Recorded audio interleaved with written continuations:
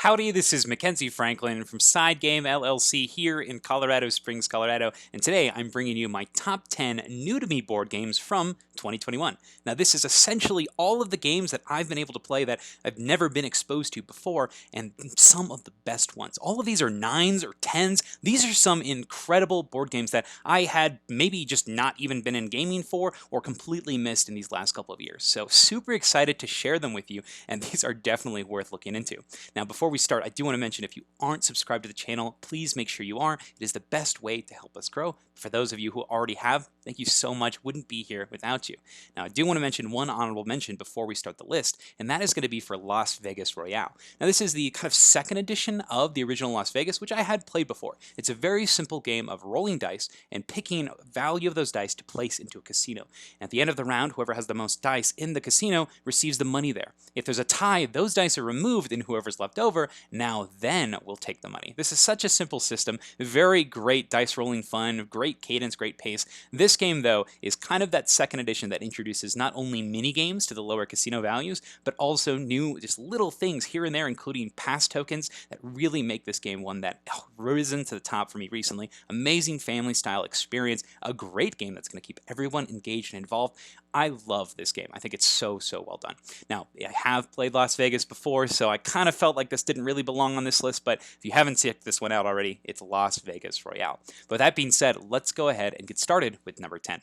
Now, number 10 is going to go to Praga Caput Regni. Now, this is by Vladimir Suhi, a Delicious Games publication. This is a engine-building game of action selection.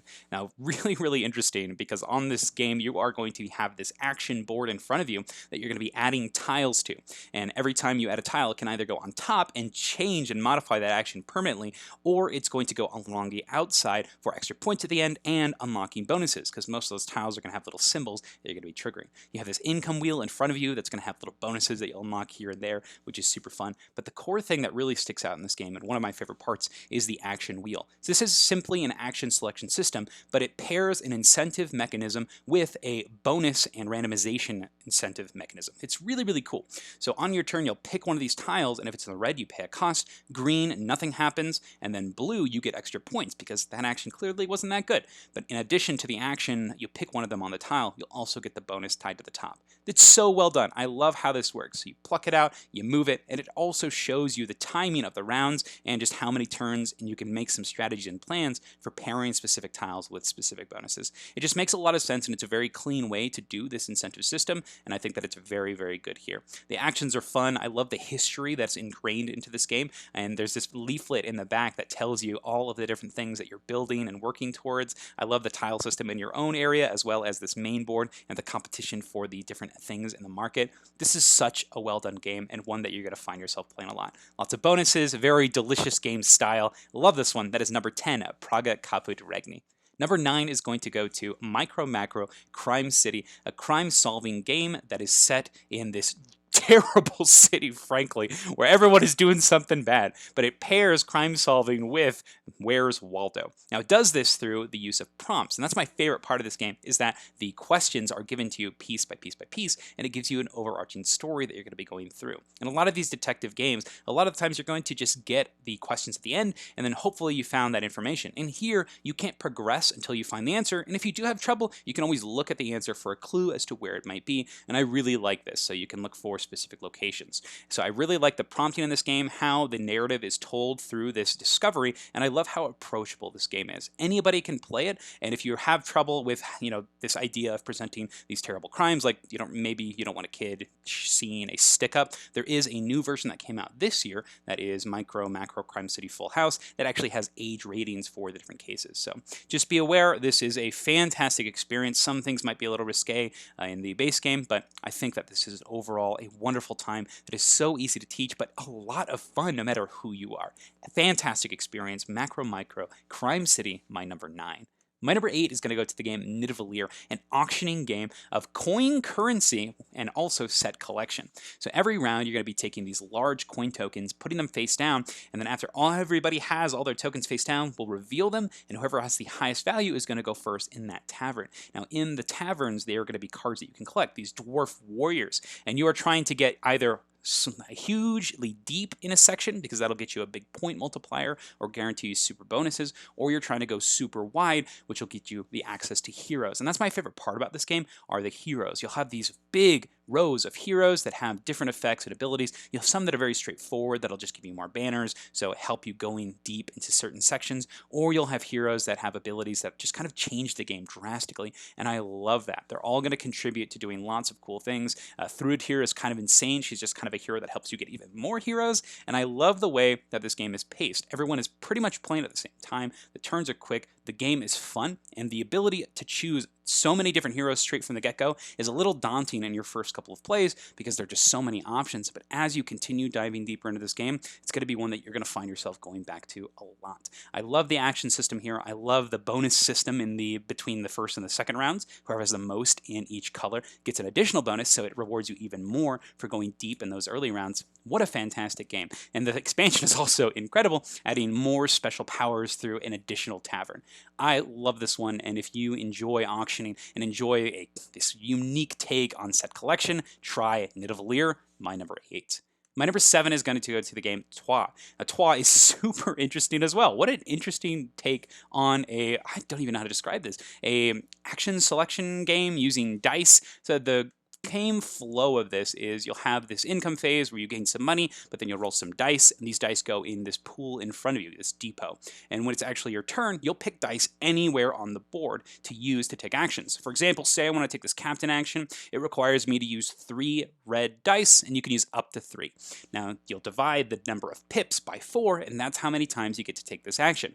What a fantastic concept. So that means that these dice are going to be strong inherently on their own if they have high values, and sometimes the weaker ones might edge you into a higher bracket to take an action multiple times. So every dice has its use. You also have ways that you can manipulate the dice, re-rolling the dice in your depot, but you can also use dice from other players' areas, which is super interesting. So it's kind of cool because sometimes you can do actions where you purposely will flip your own dice so they're terrible so other people don't use them, and then re-roll them or reflip them in a future turn, and I think that's really, really cool. If you do borrow other players' dice, you have to pay that player money, and money is very important in this game because, once again, it allows you to borrow dice, but it also allows you to pay to actually use these actions because they have a cost associated. So money can be pretty tight in this game, and I really like this system. In addition, all of these action cards are interchangeable, and that's my favorite part about this game is just the huge variance that comes into play.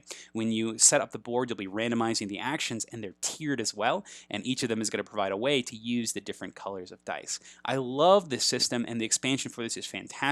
The way it works is it adds lots of little modules, but the 2 modules I really like are the purple dice. I think they're the ladies of Trois, and what they do is it's a die that is yours forever, so it's not one you need to modulate at all and try to manipulate, and you can keep it and have a plan that you can set in stone. And then the other thing that it adds that I really like are additional characters, so you have even more variance with these different character cards, and additional goal cards because you'll have a secret goal that you can keep, so it just adds even more of those for unpredictability because you're trying to suss out what other players are working for to get additional bonuses from, whether it be saving a bunch of money for the end or extra influence or controlling specific types of buildings and cards. There's so much to love about this game, and I didn't even talk about the combat system because the game itself is fighting the players as well.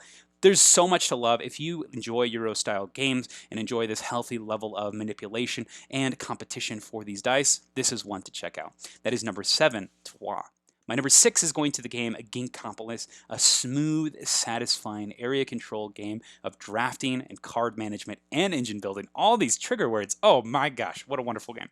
This is a city building game where all players are going to be using cards to build into a central city. You'll have a hand of cards that you'll draft around the table, and it's up to you to decide what to do with that card. You're either going to use it to put a tile onto the board and overcome another tile, or you're going to use it to build the city outward, where you're going to be putting the tile where one of those letters is, or you're discarding the card to get resources, and those resources are based on the type of tile that you've discarded. So super simple action system. You're getting resources or you're putting out tiles, but the way that the tiles interact is really interesting. When you build the city out, you're increasing the area of the board and also gaining bonuses, and then when you build on top of a card, you're actually going to take the card that you've removed and put it in front of you as part of an engine, because that card is no longer on the board, so it cannot be in the pool for a possible option in the future, which is so so interesting. Some of these cards are going to give you points at the end of the game for having specific cards. Some of them are going to give you resources for doing specific actions, and you can really build your engine based on these cards that you're drafting. The system is so clean and so simple. I love the way that the deck builds, and my favorite part has to be just the deck of cards in general. Every time you're drawing cards, you know what is in the deck because it's based on the tiles on the board. And I love the engine building, how you can choose specific tiles to build over, so that way you're getting engines that work together. Maybe now this character here, every time they build the city outward, they're getting so many resources, but this character over here gets additional points and tiles every time they play a card or discard a card for an effect. There's so many options here and so many ways to build around your strategy, and the coolest thing with the drafting is that you know what is going to be coming to you and what other players may be able to do. So smooth, so fun. I love the feeling of this game. This is Ginkgopolis, my number 6. My number 5 goes to Coloretto, a filler game of set collection and kind of a I pick you choose mechanism, and I think this is so much fun. So the simple way to describe Coloretto is, on your turn you draw a chameleon and place it in a pile. Piles can have 3 cards, or you take one of those piles that has cards in it already. It doesn't have to be full, you just take a pile. Now, why are you doing this? You're doing this to try to get set collection. At the end of the game, you'll get a bunch of points based on your highest 3 stacks of chameleons. You'll score positives, but anything over 3 stacks, you'll lose points for.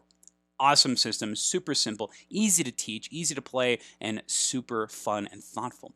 Now, the gameplay that I love most about this is that decision of passing early to get exactly what you want, or pushing forward in order to get more value but potential negative points. I love this system, and I love how when you play this game, you're going to start to understand and start to see how these different pieces connect. Do I put this negative into here and maybe I take it myself just to ensure somebody else doesn't have it? Is it going to get around to me? Do I cut my losses and take a worse value stack of cards in order to ensure that I'm getting to that 6th tier of specific chameleon colors because it's so high? It's so much of a point difference as opposed to having 5 chameleons. There's so many cool things here, and I love the way it works. There's also some bonus cards that add mini expansions and ways to change up the game. There's some in the BGG promo store as well, so if you have played the base game quite a bit, this is going to change up the experience. Some of these mini expansions will make it so that you only score maybe your 2 highest, so it adds even more chance of messing with the neighbors, and I really like that one, and just a lot of fun things to play with. The 2-player variant is also really interesting as it changes the amount of cards available in each pile, and I think it's just a fantastic style. Love this one, love Coloretto, amazing filler, can play it with anyone, fantastic. So that's my number 5, Coloretto. Now my number 4 is going to a new one to the library. This is Glory to Rome. I've had a lot of chances now to play this game, and my goodness, is it one of the most satisfying experiences I've ever played. This is a game of playing cards, drawing cards, and just feeling good the whole time you do it. This really reminds me of games like Terraforming Mars, Ares Expedition, all of these styles where you're collecting cards and evaluating the ones that you want to play and ones that you want to allocate for other things. Every card in this game is multi-use. It can either be resources, you can use it to trade and sell, or you can use it for the action printed on the card. And I love this about the game. You can also build them for special abilities. So awesome. Now, the game flow is very straightforward. On your turn, you play a card to do an action, or you draw cards. You take a thing action. But if you play a card to take an action, you pick one of these 6 abilities. If you have a jack, it's wild. But everyone else at the table have the opportunity to follow by playing a matching card from their hand. Now, the other players don't have to do this, though. They can instead have that same option that you had, where they can think, they can just draw cards, and when you think, you draw up to 5, or you draw 1 card from the top of the deck if you're already at 5, or you take a jack, which is a wild. And I love this option because you are constantly engaged, you're constantly thinking, but the other cool thing is one of the actions allows you to slide more cards onto your board, which allows you to take extra actions of that type. So when you think, you don't only just draw your cards, but you can also follow with those additional clientele and use those cards you just drew. It is so interesting. It's so flexible in the way it works. But the actions are really straightforward. You can hire clients at the patron, which lets you take additional actions later. You can use the laborer to grab cards and put them under your board, or you can build buildings using some of the other roles, or you can even demand for cards from other players using the Legionnaire. And you also can sell materials into your vault, and that's kind of your main point scoring, but all of this is capped based on the number of influence you have. So during the game, you are going to be trying to build buildings because not only does it give you some cool ability, but it increases the influence of your civilization. And that's what these cards at the top are here. So when you build a card, it's going to increase the capacity for everything else on your board. So this game pushes you to do that. But on top of all this, whenever you play a card, and this is my favorite part about this game, when you play a card, after all the people have played their cards and followed and whatnot, every card that is played goes into what's called the pool in the center of the table. And these cards become available for other people to interact with. Whenever you play the patron to get a new card on the side, it comes from the center. Whenever you use the laborer to take new resources, it comes from the pool. So if you're playing a very strong card on your turn, everyone else at the table is going to have first dibs at wherever goes into the center. It is such a great system, and I love the way it works because everything you do has consequences, and everything everyone else does is going to impact what you can do on your turn. So this game has this feeling of you are always engaged, you're always doing something awesome, and everything you do has consequences, and I love this. I can't wait to play more of it. This is a fantastic system, and this is probably just one that's going to continuously hit the table, and I can see rising. So that's Glory to Rome, my number 4. Now my number 3 is a game that I'm still super in love with. Another 10. This is Glenmore 2 Chronicles, a game of tile placement and path mechanism. So on your turn, you take your character and you move along this path as far as you want to take a tile. When you take a tile, you'll put it into this area in front of you, and based on where you place it, it's going to trigger all of these tiles around it and itself. So this is an engine building game that just continuously compounds in the things that you're getting. So another game where it just feels really good to play.